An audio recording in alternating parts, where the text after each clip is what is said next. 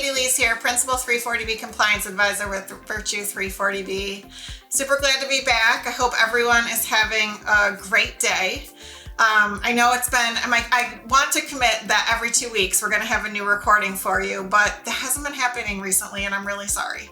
So we have our YouTube channel. We also have our recordings available now as podcasts. I believe they're available on iHeart, Spotify, and Apple Podcasts. So, and our goal was to have one every 2 weeks. We're talking, just everything 340B, whether it be current events, hot topics, or just, core compliance things, which I would love to have less hot topics so that we can just get back to some of the core compliance things.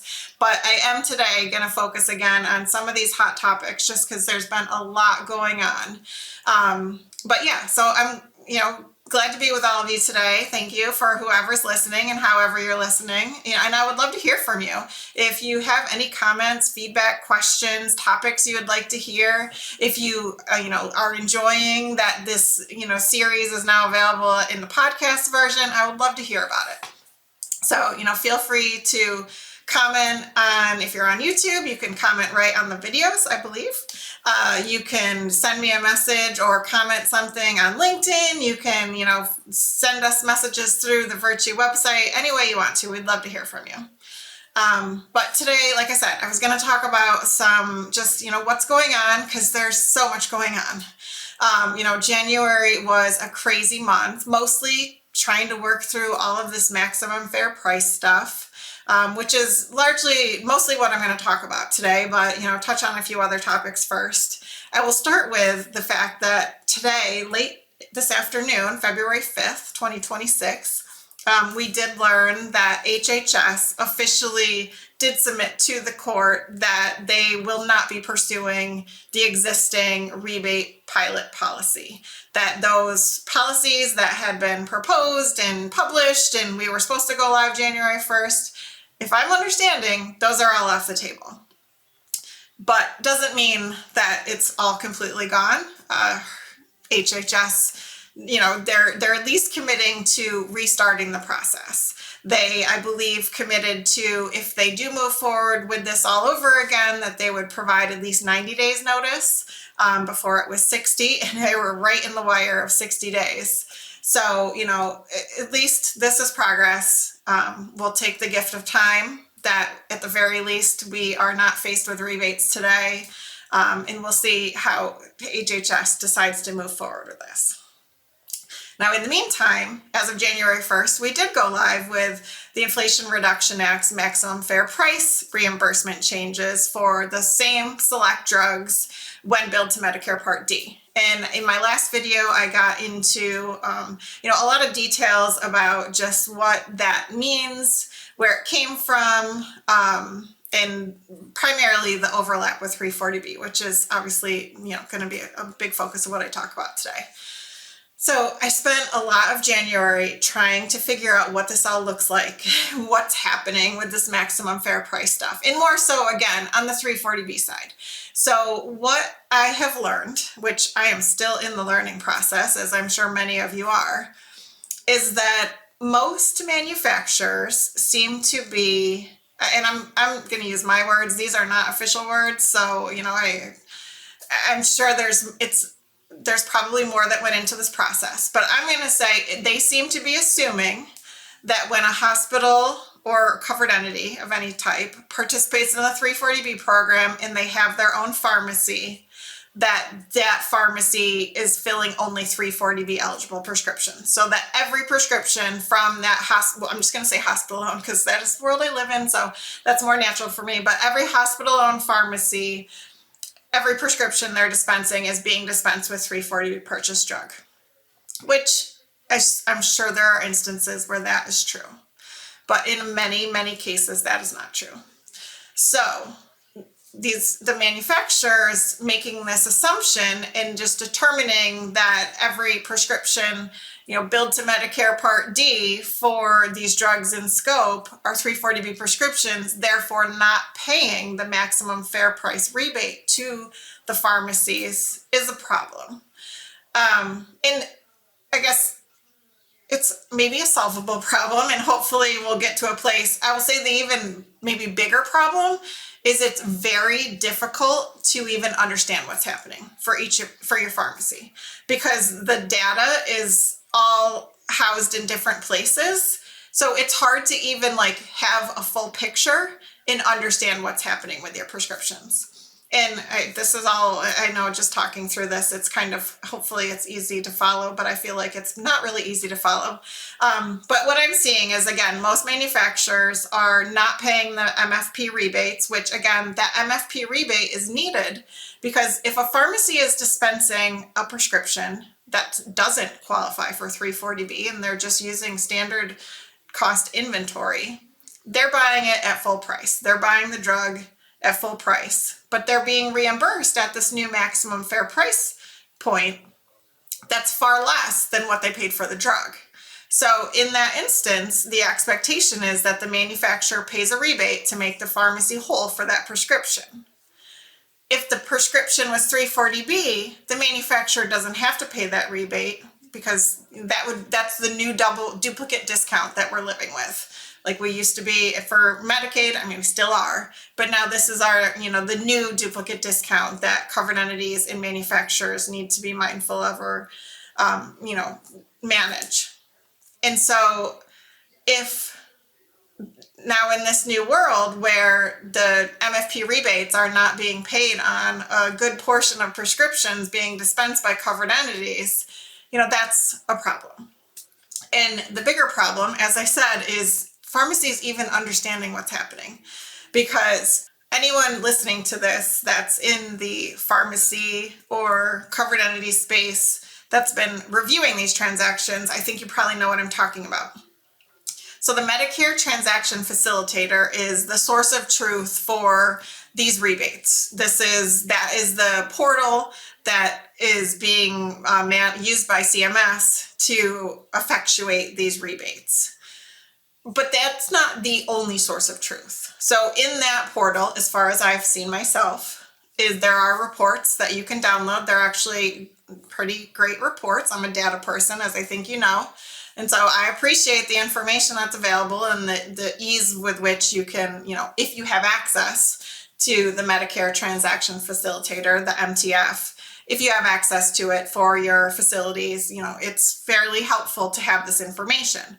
But in that report, it doesn't necessarily tell you, like it might say something is finalized and that it paid zero, but you wouldn't know why it's paid zero. You have to go to Beacon, their maximum fair price portal.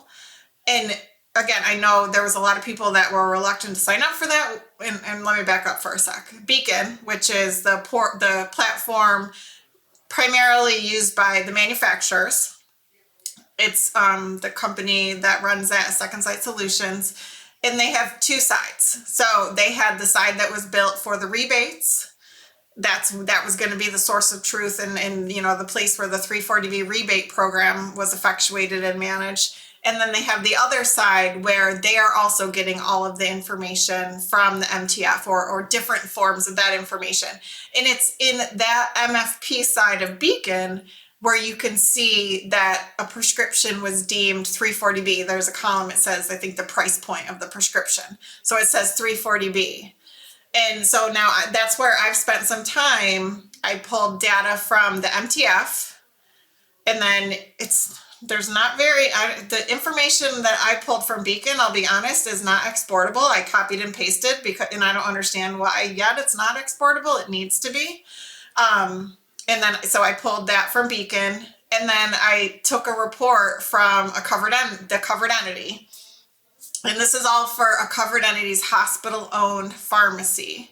So taking these three data sets gives you the picture. Like that's how you get the whole picture. You don't necessarily have all of the information you need just from one source. Because in Beacon, while it says that, what transaction's 340B, there's no prescription number or anything really identifying that transaction except the ICN, which the ICN is also available in the MTF report. So you take the MTF report, the Beacon report, and then you also need something from your internal pharmacy because you need to know if that prescription was 340B or not. So all of those things together, you can see like, okay, so it said that all of these prescriptions, the MFP rebate is not paid because it's 340B, and then you need to validate, was that okay or not? Was that prescription actually 340B? And again, what I'm seeing is that, I think by manufacturer, they're just saying like, if this is a hospital-owned pharmacy, and the hospital participates in the 340B program, we're just assuming 100% of their prescriptions are 340B. And again, I'm sure like they have some business, methodology. I'm saying assume. I'm being unofficial. So, then the hospital or the pharmacy needs to dispute each individual prescription to say that they need the MFP rebate. Because again, that prescription is it's underwater because the pharmacy bought it at full price, is expecting that MFP rebate, and it's not coming because the manufacturer is considering that prescription 340B. On the other side, there also is very possibly going to be instances of prescriptions that were 340B that the manufacturer maybe is paying the rebate on. I've seen, so it's been a week or two since I've gone in and reviewed the data that I had been looking at. But at that time, I had identified one manufacturer. I'm not going to say the name. I don't know if it'd be bad. Right now, I'm not going to say the name. But that appears to just be paying MFP rebates and not making that, decision based on a covered entity's 340B status of paying the rebate or not.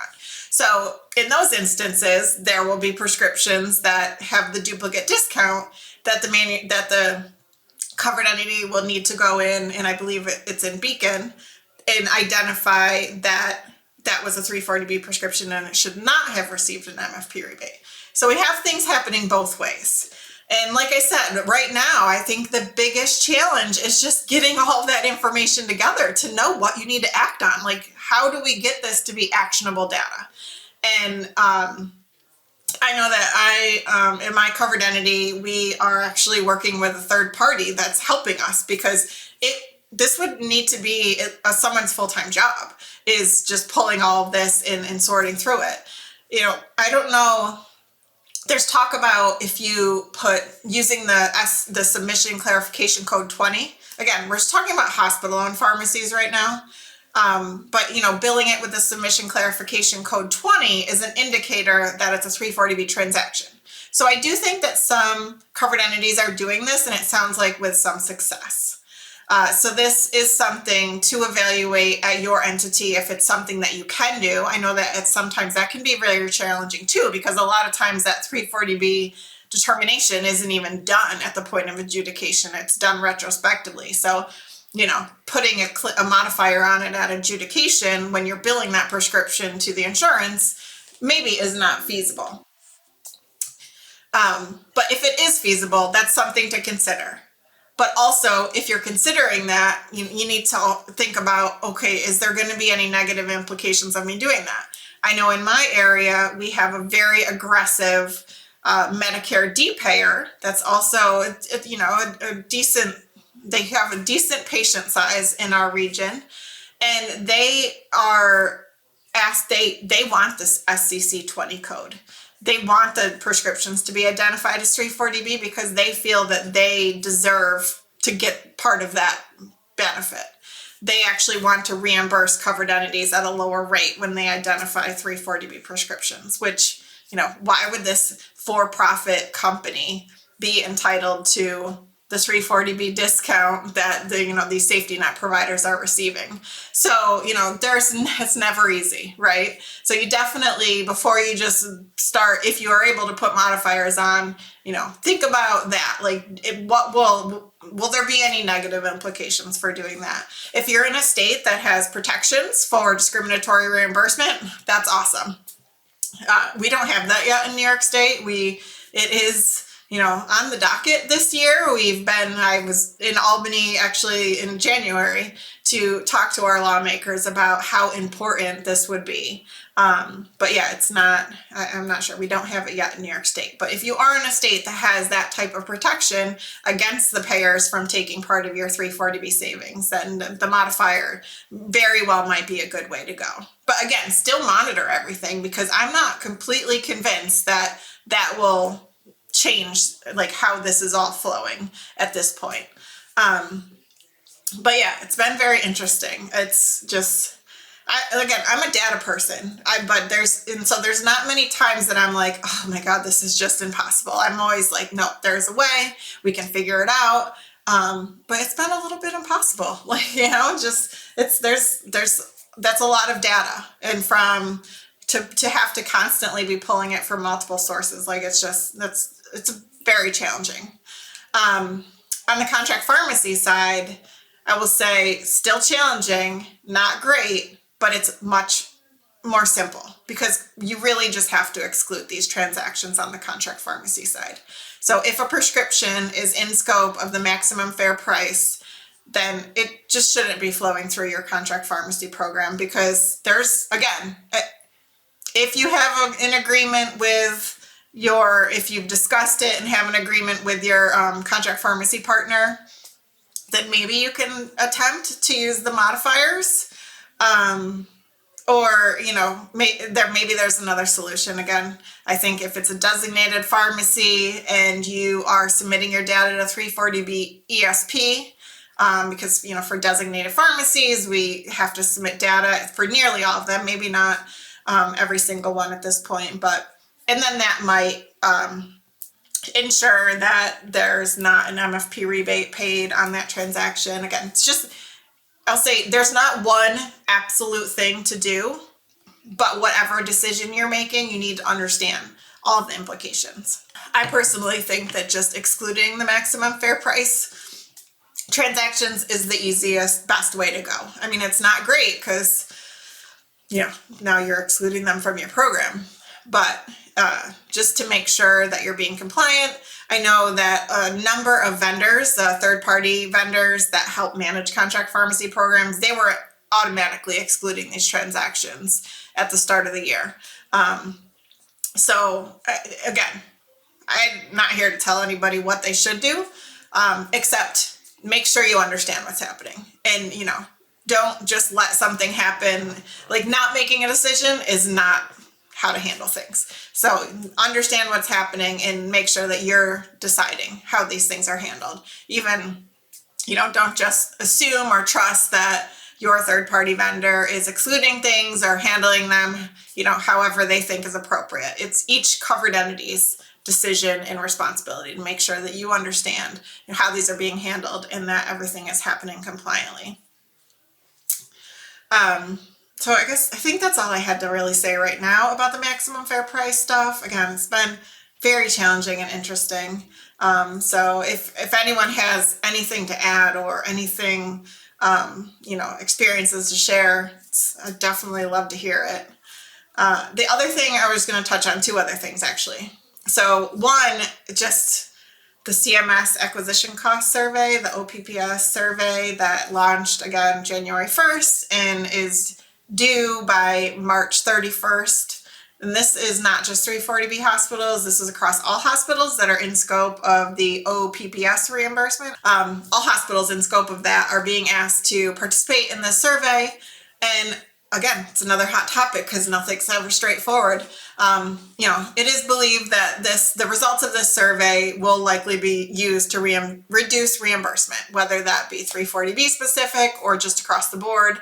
And it's interesting because the reimbursement or the changes always have to be budget neutral. So, they might take away, let's say they do it again where it's just the 340B hospitals. They would reduce the reimbursement for 340B hospitals, but then they have to disperse, that same money differently. So maybe those 340B hospitals would get back some of it in a different way, but also not 340B hospitals would get some of that. So I don't know, the dynamics of it are just odd. And the whole survey it'll certainly be challenging. I'm not sure just the way they're asking for the information, especially they want so you need to submit your acquisition costs for, it's like 1,800 and some odd NDCs. But then also if you get any lump rebates or things like that, you have to submit that information. And of course, it would definitely, it's a lot of work. Will it be used appropriately? Will they have statistically significant outcome to utilize? And so there's a lot of talk about, should hospitals be participating? Do hospitals have to participate? If they don't have to participate, then I guess the question is, should they be participating?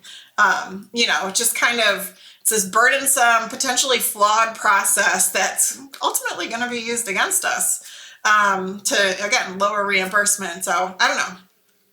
It's very interesting. Certainly a lot of conversations around that lately. And the last thing I want to touch on is the Eli Lilly's new policy. So I forget exactly what day it was released, but mid-January, Eli Lilly published their new policy that they were going, as effective February 1st, that they would be requiring data submissions for all transactions related to 340B purchases. So whether you're administering meds in your facilities, dispensing prescriptions from hospital-owned pharmacies, or in the contract pharmacy setting, which is the one place that we've become more accustomed to this type of data sharing policy, they want all of it. And it's to be submitted through 340B ESP. I think most everyone was expecting HRSA to, take some sort of stance on this before February 1st. I was actually on vacation starting last Wednesday. So, that was January 28th. And I was just sure that something would be happening before I came back. And I went on a cruise and I did not look at my email. I was just really not going to do work or focus on it. But I was very surprised Tuesday morning when I came back and nothing had happened. So we're still, waiting to hear something. I know AHA and many other organizations have been talking to HRSA about this, talking to congressional leaders about this. Again, I think everyone here knows that I'm not completely against sharing data. That's the type of transparency that I think the program could benefit from, just to, give it some more sustainability, to give a little bit, to compromise, but not like this. So not like every individual manufacturer just proposing their own policy and us being at, whenever they want to change that policy. When Eli Lilly, coincidentally, was the same company that started the contract pharmacy restrictions back in, I think it was July of 2020. And we see what happened from there. And I just really worry, and I feel fairly confident that if no one stops Eli Lilly, that it's going to be a very similar situation. So, could we just find a solution that maybe has a few more guardrails and maybe is a little bit less biased and just all over the place? Because those manufacturer restrictions change all the time. These days they don't change as much. Mostly when we get the updates, they're just, maybe addressing the individual states that have put laws in place. But oh my goodness, between 2020 and 2023 or 2024, it was just up and down. We constantly, as safety net providers, had to pivot and figure out what's going on with these policies and what we need to do to respond to them or abide by them or minimize the impact of them. So if we're starting that all over again with these data sharing policies that, of course, come with threats of, if we don't meet what their expectations are, that we might lose access to pricing. So yeah, that's the problem part for me, at least. It's not just the general data sharing. It's, it just needs to be done in a better way, in a more just standardized way, and not just at each individual manufacturer's desire, like what they want to draft that policy to be at that moment. So I covered a lot of topics today, and I hope you found it helpful. I end these videos and I do tend to just think, was this helpful or was this rambling? But either way, I feel a little better, even if it was just rambling. So I appreciate anyone that played along and is still here with me. and I hope you will come back. And as I said, I am committing to, we will be launching a new recording every 2 weeks. Would love to hear from you on what you would like to hear about, or just hear from you on anything. So I hope everybody has a great day. Bye. Do you have a 340B compliance question? Send us a message at virtue340b.com. Thanks for tuning in, and we will see you on the next episode for more expert 340B advice. Talk to you soon.